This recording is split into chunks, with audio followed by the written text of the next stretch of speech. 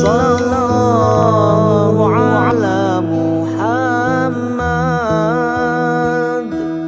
Sallallahu alaihi wasallam. Sallallahu alaihi wasallam.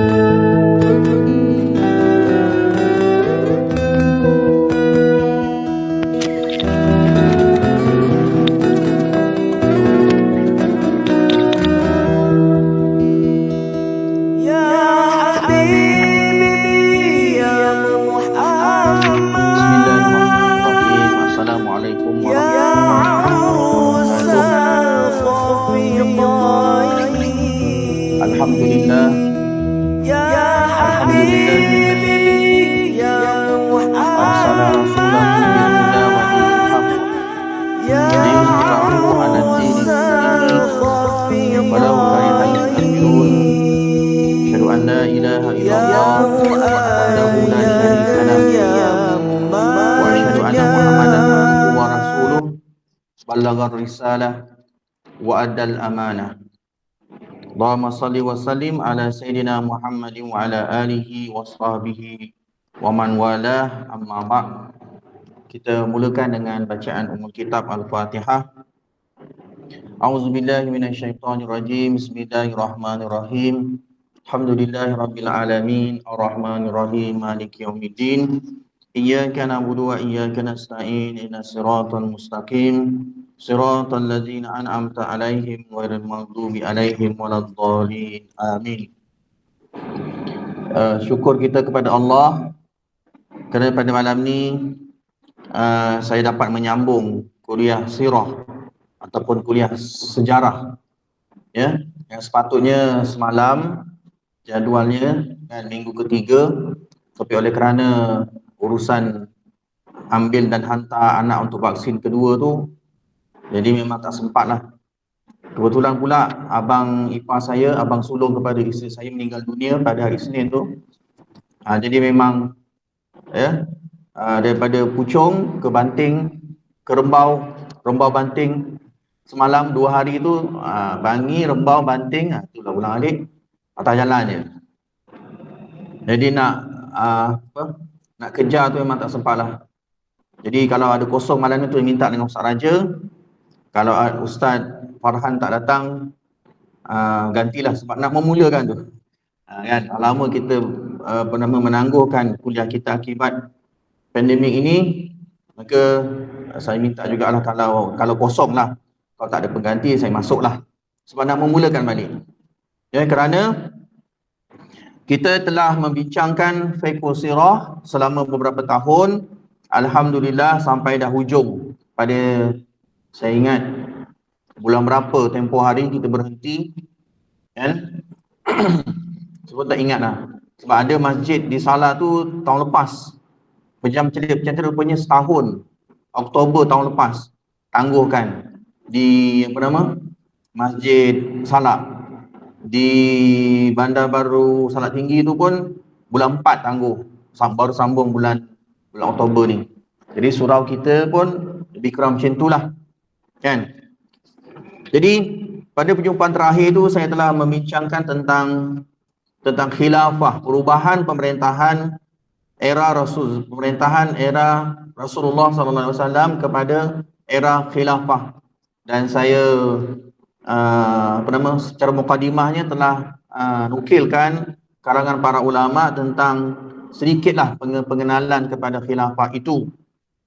Dan pada malam ni kita akan menyambung tentang beberapa perkara yang kira mukadimah kepada era pemerintahan selepas wafatnya Rasulullah SAW, iaitu era Khulafa Ar-Rasyidin. Dan kenapa perlu, dan poin ini yang kedua, kewajipan menegakkan khilafah ataupun kenapa perlu kepada khilafah. Kan? Jadi ada satu penulis kitab, nama kitab tersebut Tarikh Khulafa Ar-Rasyidin. Dia kata pemerintahan Rasulullah, ya, sebelum pemerintahan Rasulullah, pemerintahan orang-orang Arab secara kabilah-kabilah.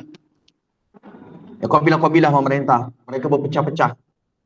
Orang Quraisy menjadi pelindung utama mereka. Kan? Sebelum ni idea ni ataupun tulisan ini saya tak sebut pun kepada dalam kuliah sirah. Jadi dalam bacaan perkara ini, sebelum pemerintahan Rasulullah, pemerintahan Quraisy lah sebagai pelindung kepada orang-orang Arab di semenanjung Arab. Kabilah-kabilah berpaut dengan Quraisy, pembesar-pembesar Quraisy di Mekah. Pemerintah jahiliah. Kan? Semua kabilah-kabilah mereka yakin dengan kemampuan, ya, kabilah ataupun pemimpin-pemimpin Quraisy pada ketika Rasulullah, ya, sebelum Rasulullah lagi, sebagai pelindung kepada agama berhala serta pelindung kepada aktiviti mereka berniaga dan segala aktiviti kemasyarakatan mereka lah, sebelum datangnya Rasulullah sallallahu alaihi wasallam. Kemudian bila Rasulullah berhijrah, Rasulullah diutus oleh Allah Subhanahu wa taala, Rasulullah berdakwah, kan? Selama 23 tahun, 13 tahun di Mekah, 10 tahun di Madinah. Kenapa ada peristiwa hijrah? Dan selepas peristiwa hijrah itu, kenapa Rasulullah membina sebuah negara? Perintah Allah Ta'ala untuk memimpin negara tidak cukup. Kan ada peraturan. Jadi Dr. apa tu dalam tarikh ulama dia kata tidak manusia. Malam kita akan tajuk perbincangan kita bermula pada malam ini dan seterusnya adalah berkaitan dengan tarikh Khulafa Ar-Rasyidin. Maknanya ni era kedua lah. Era kedua selepas pemerintahan Rasulullah sallallahu alaihi wasallam. Nanti saya akan minta ubah kepada pihak jawatan kuasa, kan? Fiqh sirah tu kira dah habis. Kita masuk pula tarikh Khulafa Ar-Rasyidin. Khulafa Ar-Rasyidin memerintah 29 tahun. Dan kita nak ambil pengajaran daripada keempat-empat khalifah ni. Sayyidina Abu Bakar, Sayyidina Umar, Sayyidina Osman serta Sayyidina Ali ni. Nampak macam pendek saja kan. Memanglah kita dah tahu dah, tapi nak detailkan supaya kita kembangkan lagi. Tujuan saya adalah supaya kita kembangkan lagi, ya, ilmu-ilmu berkaitan dengan sejarah Islam ni. Kan? Jadi alhamdulillah di surau kita dapat menamatkan fiqh sirah. Selanjutnya kita boleh nak ulang balik. Semalam tuan-tuan, Yadim dia buat kupasan tentang sirah, kupasan tentang kitab fiqh sirah Rahiqul Makhtum Syekh Mubarakpuri selama 24 jam daripada pukul berapa tu sampai malam tadi pukul 9 malam. Tuan-tuan boleh rujuk dalam Facebook Yadim. Dia buat Zoom. Saya pun sempat tengoklah pelbagai tokoh-tokoh ilmuwan, para ustaz, ustazah pun ada membicarakan tentang tajuk-tajuk yang telah kita bincangkan selama. Nak ulang secara keteraturan tuan-tuan nak tengok 24 jam, boleh tengok Facebook Yadim. Semalam ada. Saya kira ada rakaman kot, mesti direkodkan dan diupload dalam Facebook. Memang 24 jam dia ambil tajuk-tajuk. Kan, jadi saya tak ulang lah dah, kita tak ulang dah. Kita nak pergi pemerintahan baru. Sebab selepas daripada Khulafa Ar-Rasyidin, kita ada era pemerintahan kerajaan Bani Umayyah ataupun Bani Umayyah. Itu pun lagi lah ratusan tahun. Kan, kemudian selepas itu era pemerintahan kerajaan Abbasiyah. Yang banyak khalifah-khalifah yang kita kenal kan. Dalam kerajaan Bani Umayyah ada khalifah yang kita kenal. Kan, dalam kerajaan Bani Abbasiyah ada khulafah yang kita kenal. Seterusnya Utsmaniyah. Kan, berakhir dengan Utsmaniyah 1924. Dan yang kita tahu secara ringkaslah kejatuhan kerajaan Khulafah Islam Utsmaniyah. Dan negara kita, tanah Melayu ini sebahagian daripada kuasa Utsmaniyah. Selepas daripada itu siri-siri peperangan salib itu diteruskan dengan jatuhnya, mereka berjaya menjatuhkan khilafah Islamiyah. Tak apalah, kita hampir 100 tahun sudah tidak ada khilafah. Kita nak belajar sejarah Islam. Kan? Apa kita boleh buat dengan kita mengetahui sejarah Islam ini? Kita nak tahu perjalanan kehidupan. Perjalanan kehidupan Rasulullah tu kita dah tengok dah. Banyak cara. Sekarang ni medium kita nak mengulang sejarah Rasulullah. Semalam rata-rata masjid, surau serta badan-badan tertentu dia buat pelbagai acara lah. Termasuk yang saya sebutkan tadi, Yadim, dia buat acara 24 jam nak buat rekod dunia. Kan? Dia stream secara 24 jam tanpa henti. Memang habis, moderator persilakan penceramah baru, ustaz yang lain pula untuk membincangkan tajuk-tajuk dalam kitab sirah. Kan? Baik. Adapun kita teruskan ya untuk kita mengembangkan ilmu kita tentang sejarah Islam. Kan? Sejarah Islam. Yang rata-rata pada hari ini kan saya kira nampak macam berat saja, tapi tak apa. Kan, saya cuba untuk diri saya sendiri kan dan tuan-tuan sekalian supaya kita dapat mengetahui kisah-kisah ini dan sekurang-kurangnya kita tahu. Nak baca sendiri kadang-kadang memang tak sempat lah. Kan? Jadi saya baca, saya nukilkan yang terkurang itu kelemahan saya sendiri. Kan? Kan? Para ulama kita ni mereka menulis dari semasa ke semasa, mereka tulis sebagai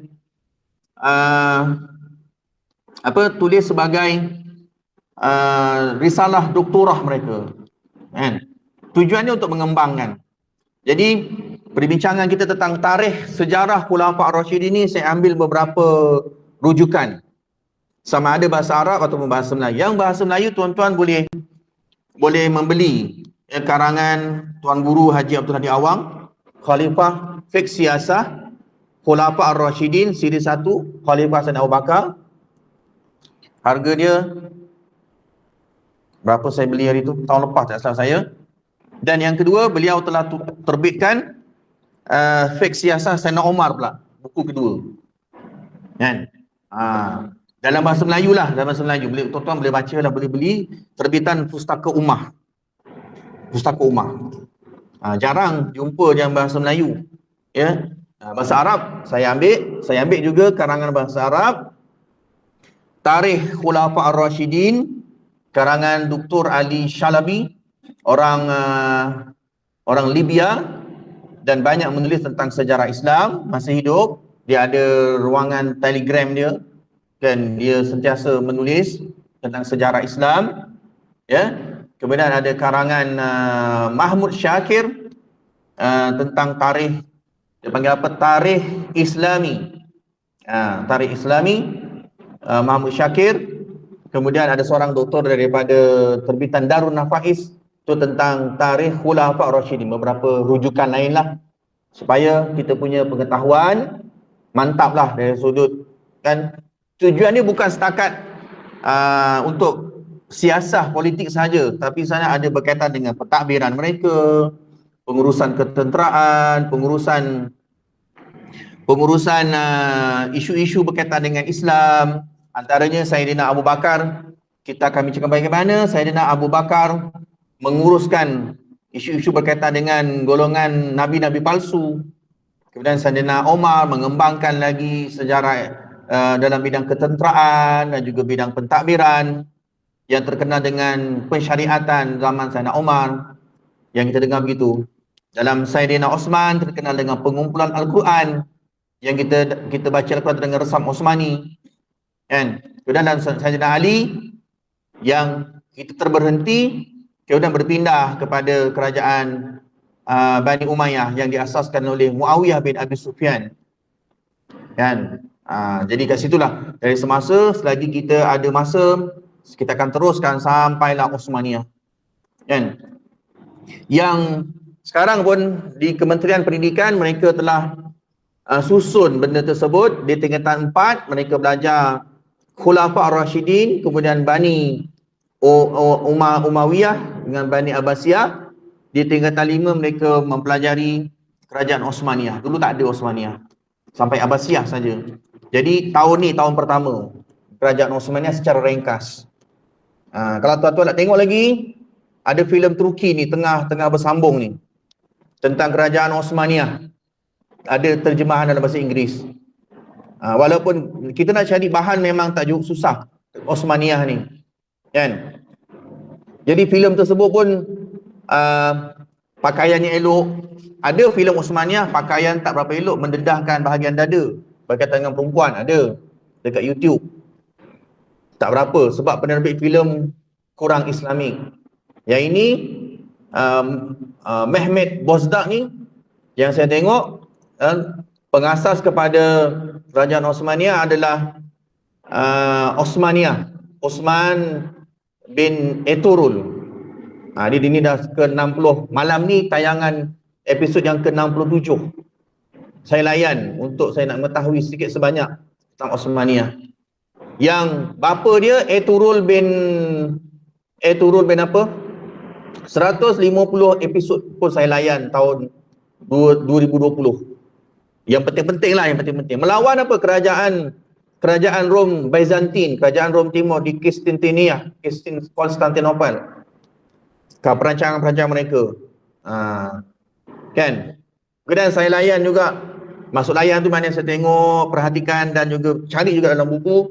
Kejatuhan Sultan Abdul Hamid. Sampailah kejatuhan Sultan Abdul Hamid itu bagaimana dia dijatuhkan, dia dipertahankan. Yang kita tahu Sultan Abdul Hamid hanyalah sekadar benteng akhir umat Islam, tapi apa sejarah tak tahu.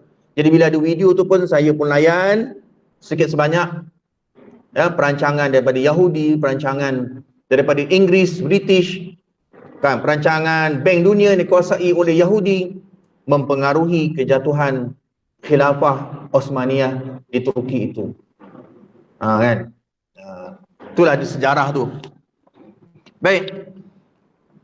Cuma pada malam ni saya sebut tu sebenarnya untuk membangkitkan semangat saya sendiri serta semangat tuan-tuan, walaupun tuan-tuan dengar sebulan sekali, kan, nak baca mungkin tuan-tuan tak sempat ke macam mana ke, tapi ala kulli hal sama-samalah kita diberi kekuatan untuk yang membaca, kan, yang mengkaji, tuan-tuan yang menghadiri, memakmurkan dengan sebagai menghadirkan diri dalam kuliah-kuliah pun alhamdulillah, masing-masing ada peranan masing-masing, kan. Yang penting kita tidak meninggalkan majlis-majlis ilmu, kan. Bila kita tinggalkan majlis ilmu, kita akan habiskan umur masa kita dengan perkara-perkara yang kurang bermanfaat. Baik. Baik, saya pergi kepada perbincangan kita pada malam ini, ya. Kemudian tadi saya sebut tentang qabilah, kan, pemimpin qabilah. Kemudian zaman Rasulullah SAW, Rasulullah sebagai pemimpin negara, bila wafatnya Rasulullah SAW, Khulafah Rashidin ini empat khalifah yang selama memerintah selama 29 tahun ini sebagai pengganti kepada Rasulullah. Selepas Rasulullah wafat sudah tidak ada nabi lagi. dinyatakan dalam hadis-hadis Rasulullah SAW. Kita pun maklum, kan? Dan kenapa perlu memilih khalifah? Kan? Jadi pemimpin dalam Islam ini sangat penting, kan? Sangat penting, ya. Dan pemimpin yang nak dipilih ni, ya, adapun pemimpin khulafa ar-rasyidin inilah pemimpin yang lahir ataupun generasi yang lahir daripada didikan Rasulullah sallallahu alaihi wasallam. Kan dalam kitab Muqaddimah Ibn Khaldun, ya, qiyadah ni, khilafah ini adalah iqamatuddin wa siyasatud dunya bihi. Ya, mendirikan agama, ya, mendirikan agama ataupun memerintah, mentadbir, ya, mentadbir agama ini, ya, wa siyasatud dunya, dan juga mendirikan agama, menegakkan agama, ya, wa siyasatud dunya, dan juga mentadbir dunia dengan apa, dengan agama itu. Itu khilafah tu, kepimpinan itu sangat penting dalam Islam. Baik. Dalam kitab Tarikh Khulafa, kenapa Rasulullah memimpin negara? Ada Al-Quran sebagai peraturan syariat, tapi ada Rasulullah sebagai pelaksana kepada peraturan-peraturan. Tidak cukup Al-Quran, perlunya kepada pemimpin. Tidak cukup peraturan yang Rasulullah asaskan dalam piagam negara Madinah. Selepas Rasulullah wafat, perlunya pengganti yang dinamakan sebagai khalifah ataupun khilafah, kepimpinan Islam, kan? Yang memerintah, menguruskan manusia, iqamatuddin wa siyasatud dunya bihi. Perlu, tak cukup dengan peraturan konun, kata pengarang kitab Tarikh Khulafa ar-Rasyidin. Tak cukup konun, perlu ada manusia yang menggerakkan konun, sistem, undang-undang, peraturan. Maknanya penguasaan lah kita pada hari ini, tak cukup undang-undang tu. Kan kita beberapa 2 tahun ni SOP kan. Kalau tak ada penguasaan, tinggal SOP sajalah. Kan? Jadi pelaksanaan kepada SOP tu, atau itu yang kena denda tu. Kan? Kalau setakat peraturan, okey, pergi ke surau, pergi ke pasar semua, kan? Tapi kalau tak ada penguasaan, tak ada pelaksana, langgar saja. Kan?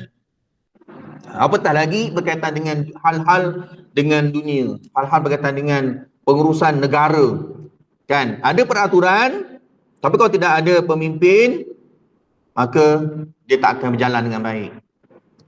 Peraturan yang sangat baik, peraturan yang memang dah terbaik, kan, diakui kan oleh dunia, tapi bila tidak ada pemimpin yang melaksanakannya, maka tinggallah ia peraturan sahaja. Jadi apa yang kita nak dalami dalam Khulafa ar-Rasyidin, nak tengok, kan, bagaimana generasi yang mendapat didikan terus daripada Rasulullah sallallahu alaihi wasallam, kan, kita ambil. Kalau kita yang macam di kalangan tuan-tuan yang dah tamat perkhidmatan, tamatlah, kan, nak apa nama generasi tuan-tuan pula yang masih bekerja dalam bidang masing-masing, sekurang-kurangnya faham menguruskan bidang tuan-tuan dalam bidang apa. Kalau saya bidang pendidikan, kan, Cikgu Imran dalam pendidikan, kita uruskan pendidikan, didik anak-anak didik kita ni dengan kefahaman mereka, yang pada hari ini masing-masing kepala mereka belajar game, kan. Tak sama. Kita hantarlah anak kita dalam tahfiz ke, ma'had ke, tapi dalam kepala mereka ada game, kan. Cabaran dia sungguh kuat. Zaman apa, saya yang lahir tahun 70-an, tak ada game-game ni. Orang main game, lantak orang main game, kan. Kita tahu je, tapi tak main sangat, kan. Memang kita tak ada nak main game, sekadar ada gadget, kita nak guna untuk keperluan kita, keperluan hubungan, keperluan kerja, keperluan sosial kita, itu saja. Tapi anak-anak hari ni kenapa dia nak gadget tu? Target dia game, matlamat dia game. Istilah sekarang ni stream. Apa benda stream? STRIM. Dia sibuk dalam tu. Stream ni apa stream? Main game online. Ada anak murid saya kata main game online. Jom malam ni kita stream, istilah dia.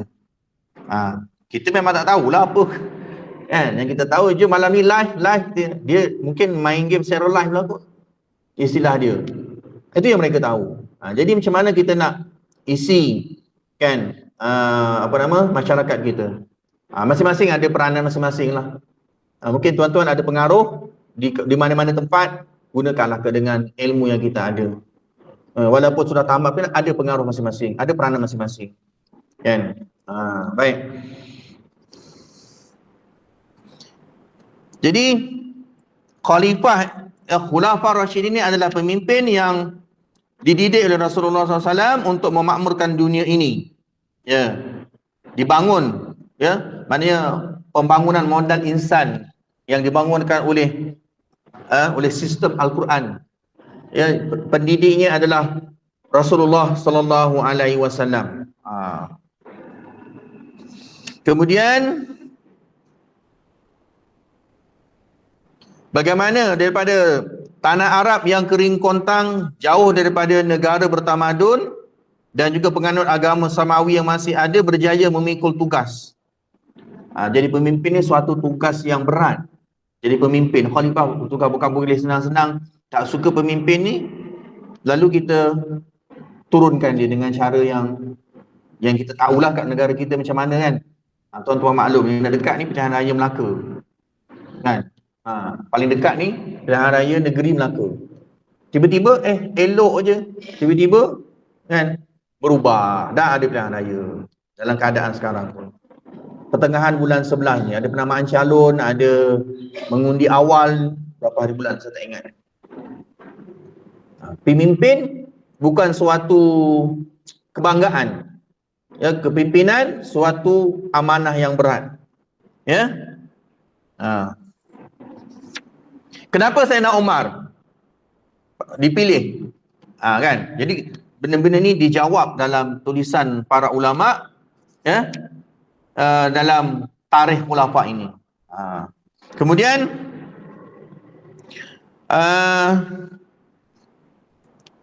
kerajaan yang diasaskan oleh Rasulullah SAW dapat bertahan selepas wafat Rasulullah selama 14 abad. 14 abad maknanya 1400 tahun. Kan, 1400 tahun. Kenapa? Kerana sistem Islam kena pemimpinnya, khalifah-khalifahnya. Maknanya daripada zaman Rasulullah sampailah 1924. 14 abad. Selepas daripada itu, penggantinya adalah sistem daripada barat itulah. Kan, antaranya sistem pemerintahan secara komunisme, sistem pemerintahan secara sekularisme, kan, yang sedang berlangsung di negara-negara, seluruh negara pada hari inilah, kan. Kemudian kekuasaan yang tertegak kemudiannya menggantikan kekuasaan Islam sebenarnya rapuh. Ya, sebenarnya rapuh. Kita tengok banyak berlaku penyelewengan bila kita kaji, baca sebenarnya, ya, sistem komunisme, ya, sistem sekularisme, ada yang ditulis ada sistem secara diktator, ya, sistem pemerintahan tu secara diktator, ada sistem secara demokrasi, ya, ada pemerintahan secara teokrasi, ya. Dia tata pemerintah yang merampas dan menipu hak rakyat. Yang kedua, teokrasi, pemerintahan yang memberi kuasa mutlak kepada golongan agama dalam Islam. Ada teokrasi. Dan sistem Islam yang tidak menjadi pusaka warisan keluarga atau bertuhankan akal manusia. Dan ada sistem-sistem pemerintahan yang lain. Dalam semasa saya belajar dulu ada satu ilmu dalam bidang usuluddin tu, ada satu nama dia sistem pemerintahan. Ada satu ilmu dalam ketika di tahun 3 tak salah saya. Sistem pemerintahan. Kan? Diajarkan satu mata pelajaran dalam bidang usuluddin. Nizam. Kan? Nizamun. Ada pelbagai jenis sistem pemerintahan dan salah satunya adalah sistem Nizamul Islam. Sistem pemerintahan Islam. Baik.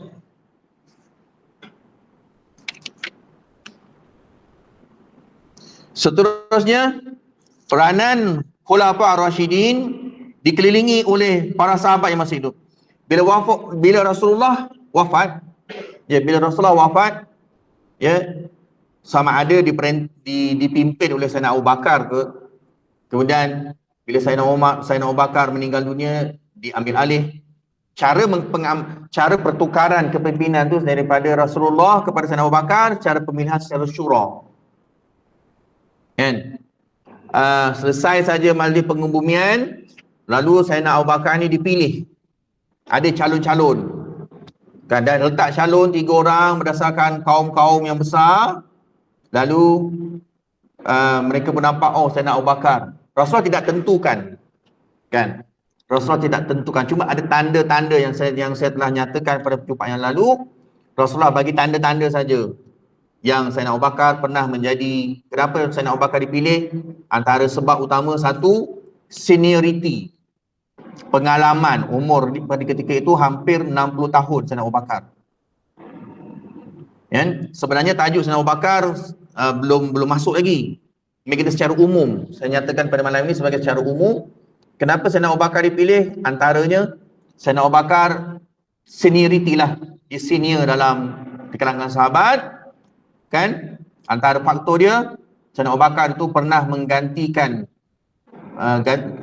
pengganti kepada imam yang Rasulullah sakit. Itu standar, Rasulullah tak tentukan. Kalau Rasulullah tentukan, dalam hadis ada menyatakan, kalau Rasulullah tentukan Sayyidina Abu Bakar sebagai khalifah, nanti jadi susah. Biarlah dalam hadis tersebut, dalam mafhum hadis tersebut, Rasulullah tak tentukan, maka kamu akan pilih di kalangan yang layak, yang lebih layak, yang layak pemimpin yang layak, yang lebih adil. Yang adil dalam nak memilih seseorang pemimpin. Baik. Di samping pencalonan Sayyidina Abu Bakar tu ada Sayyidina Ali. Masa itu muda, seorang yang muda, kira pemuda lah, dia kata pemuda.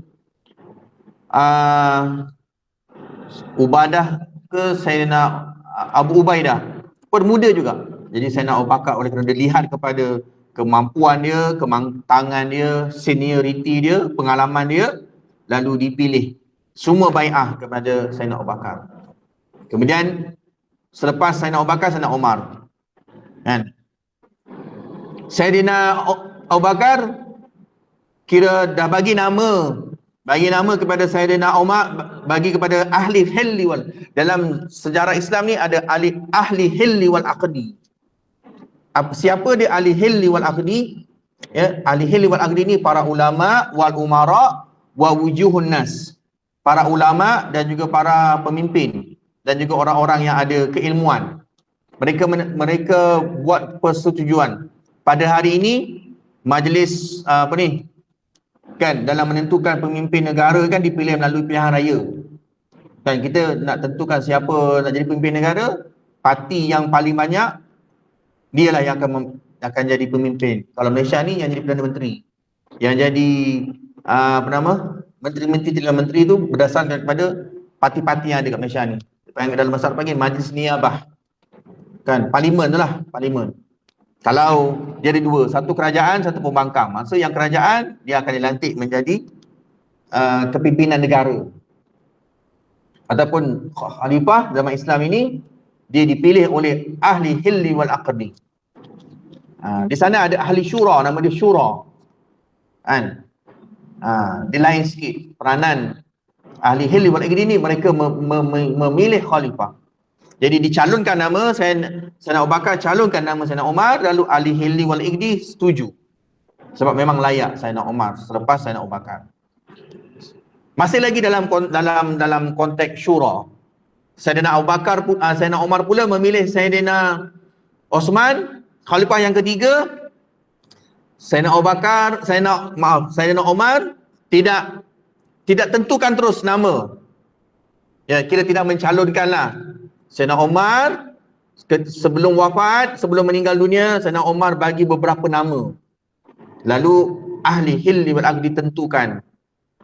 Naiklah Sayyidina Osman jadi khalifah yang ketiga. Kemudian Sayyidina Osman pula beri wasiat kepada ahli hilli wal aqdi. khalifah yang keempat. Lalu Sayyidina Ali dilantik untuk menjadi khalifah yang keempat. Dan khalifah yang keempat berlaku perpecahan dalam Islam, perpecahan dalaman bertukar. Oleh kerana nak elak fitnah, serahkan kepada Muawiyah bin Abi Sufyan pada hujung pemerintahan Khulafa' Ar-Rasyidin, yang kita akan dari semasa ke semasa dalam perbincangan Sayyidina Ali kita akan tengok apa punca dia. Kan? Yang kita nak ambil belajarlah kenapa. Hari ini Syria, kan? Syria tak selesai lagi. Yaman, Sudan, musuh Islam menggunakan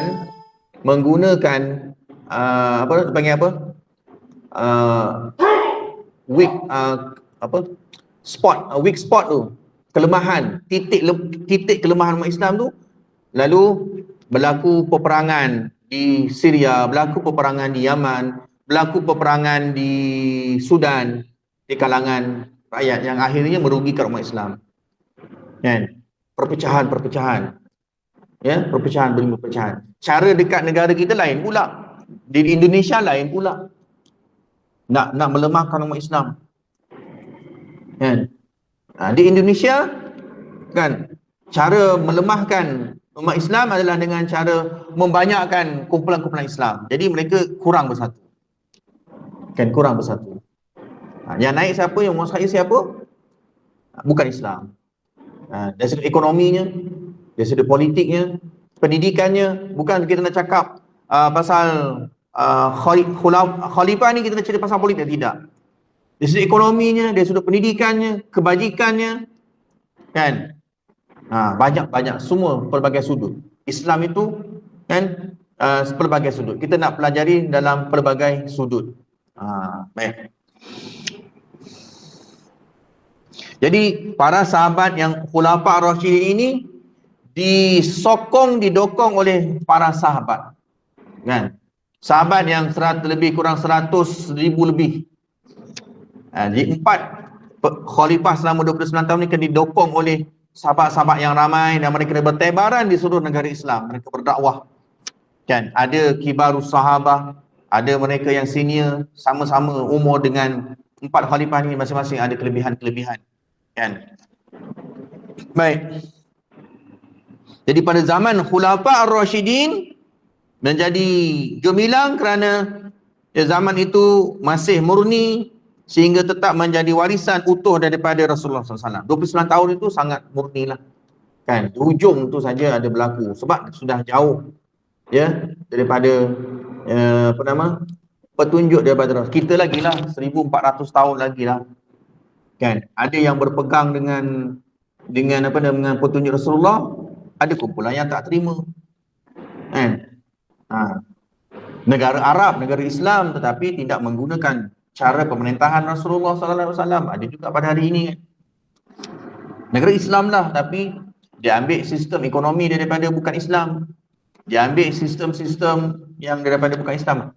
Itu hasil daripada penjajahan yang kita nampak pada hari ini. Baik.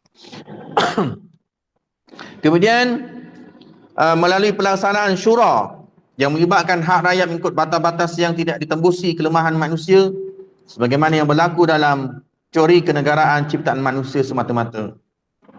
Kemudian hadis Rasulullah SAW, man kana minkum hadis ni maksud dia apa? Sesiapa yang inginkan pengajaran, maka ambillah daripada orang yang sudah meninggal dunia, kerana mereka telah mengakhiri kehidupan. Maka sesungguhnya orang yang masih hidup belum lagi dapat ditentukan kejayaannya dalam menghadapi ujian hidup. Ini adalah maksud daripada hadis Rasulullah SAW. Sana juga ada hadis Rasulullah SAW yang kita biasa dengar sebenarnya. Fa'alaikum bisunnati wa sunnatil khulafa'ir rasyidin al-mahdiyyin wa addu 'alaiha bin nawajis. Maksud dia, kamu hendaklah berpegang dengan ajaranku dan ajaran para khulafa' ar-rasyidin selepasku. Berpeganglah dengan seteguh-teguhnya. Maknanya selain berpegang dengan sunnah Nabi, Khulafa' Ar-Rasyidin ni, mereka ni semua alim. Mereka alim. dalam bidang ilmu-ilmu Islam, sebab mereka mendapat didikan betul. Sebab ada bidang Al-Quran, bidang hadis, bidang fiqh, mereka alim kan, menguasai. Sebab itu khulafa ar-rasyidin sangat penting kita mendalaminya. Mendalaminya. Kemudian Rasulullah bersabda, zaman khulafa ar-rasyidin ini adalah khairun nas qarni. Ya, khairun nas qarni. Sebaik-baik abad ialah, ataupun sebaik-baik kurun adalah abadku, zaman Rasulullah. Summal ladzi yali, summal ladzi yali, summal ladzi yali. Mana paling baik zaman Rasulullah, selepas itu zaman para sahabat, iaitu khulafa ar-rasyidin, selepas itu zaman setelah para sahabat khulafa ar-rasyidin seterusnya lah. Maka zaman kita ni zaman yang masih jauh. Jadi bila kita nak kita yang menjadi pemimpin pada masa akan datang, sama ada pemimpin keluarga ke, pemimpin negara ke, pemimpin masyarakat ke, di mana-mana sekalipun, kan kita perlu merujuk kepada kepimpinan Rasulullah serta kepimpinan khulafa ar-rasyidin. Sebab itu paling dekat, yang paling baik kan, selepas zaman Rasulullah adalah zaman khulafa ar-rasyidin. Kan. Baik.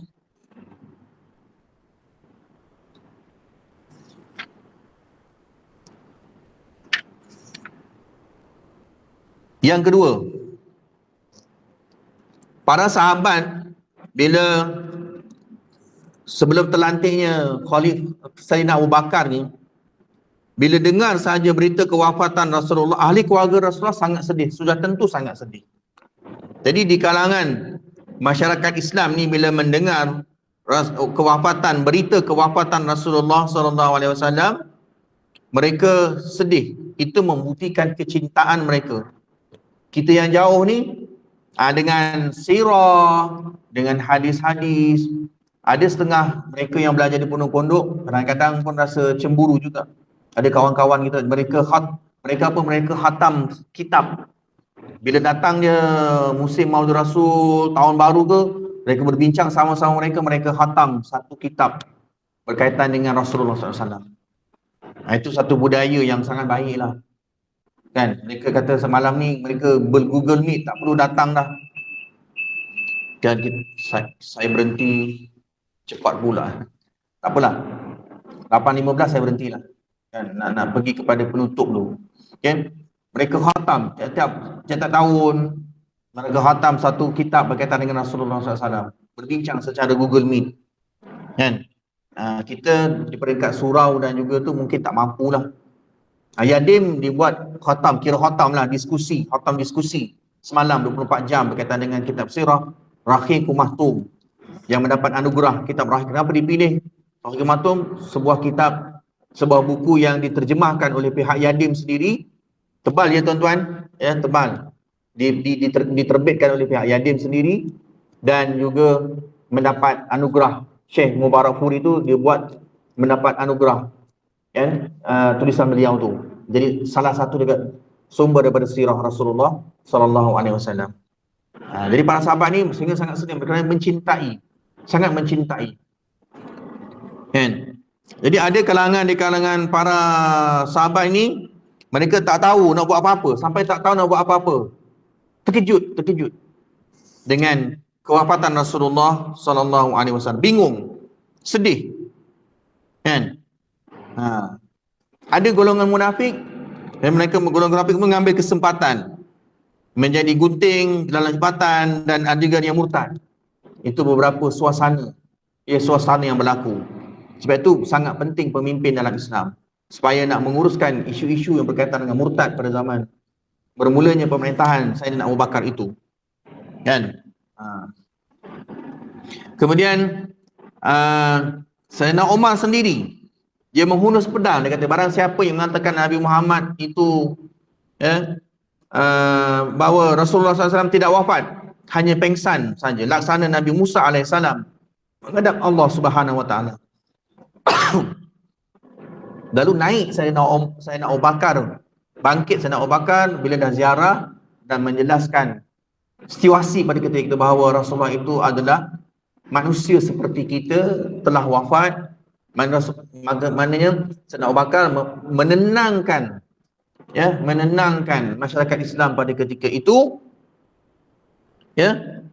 ya, tindakan Sayyidina Abu Bakar itu belum jadi khalifah lagi. Masa itu belum jadi khalifah. Kan?